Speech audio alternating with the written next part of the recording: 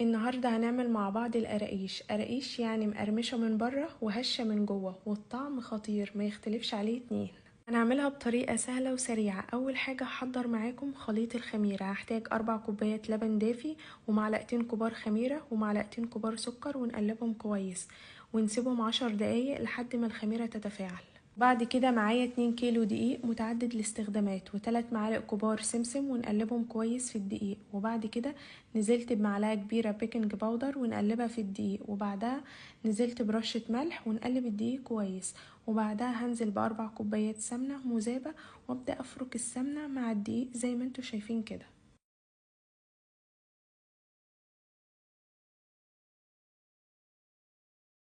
الخطوة اللي بعد كده هي بس القراقيش، اللي هي امسك الدقيق وافرك بين ايديا، ودي مهمة جدا لازم اديها حقها.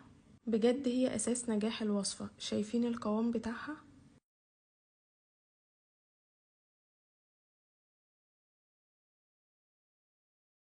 وبعد كده هضيف خليط الخميرة وهبدأ اعجن بشكل خفيف لحد ما الدقيق يتشرب اللبن.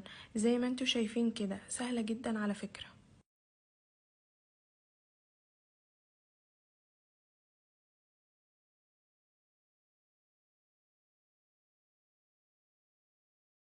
وبعد كده هبدأ ألمها كده. العجينة بقت تمام، هغطيها واسيبها ترتاح لمدة نص ساعة. ما شاء الله شكلها حلو جدا. دلوقتي هنعمل الشكل التقليدي اللي كلنا عارفينه. هاخد قطعة من العجينة والفها رول سمك رفيع عشان لسه هتتخمر تاني. هظبط جوانب العجينة بسكينة. هبدأ اقطع العجينة صوابع زي ما انتوا عايزين، سواء رفيعة او تخينة. كمان تقدري تتحكمي في الطول زي ما تحبي، انا بحب اعمل الحجم ده.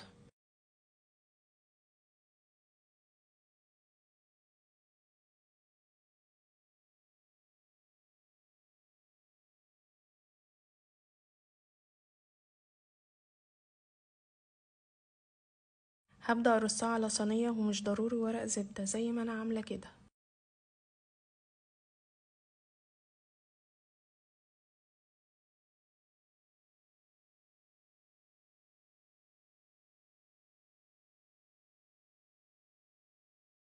وهكمل بنفس الطريقة. هاخد قطعة من العجينة والفها رول سمك رفيع برضو وافردها، وبعدين هقطعها بالسكين.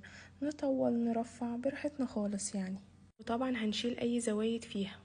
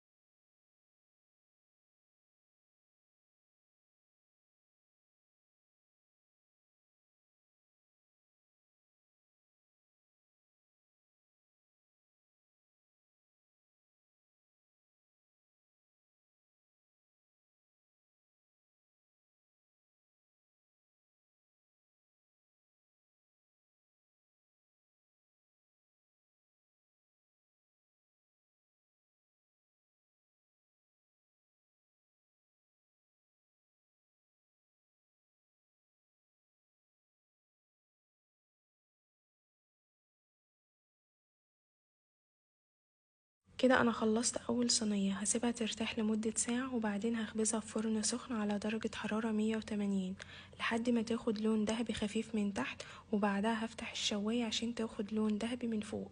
قعدت معايا من 12 الى 15 دقيقة. القراقيش هشة من جوه ومقرمشة من بره. مش ناقص معاها غير كوباية الشاي. ويا رب الوصفة تكون عجبتكم، وما تنسوش تكتبولي رأيكم في الكومنتات. واشوفكم على خير في فيديو جديد.